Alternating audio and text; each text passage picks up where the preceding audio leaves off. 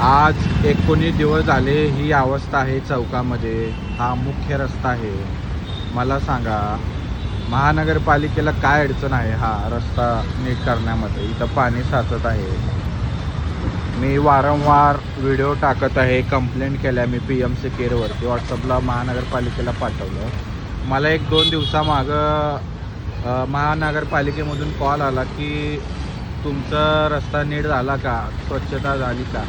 तर मी नाही सांगितल्यानंतर मला तिथून एका पालिकेच्या अधिकाऱ्याचा नंबर मिळाला. तर त्यांचं वैराग म्हणून नाव आहे काहीतरी, आणि त्यांचं मी बोलणं झालं त्यांच्यासोबत 2 दिवस कंटिन्यू.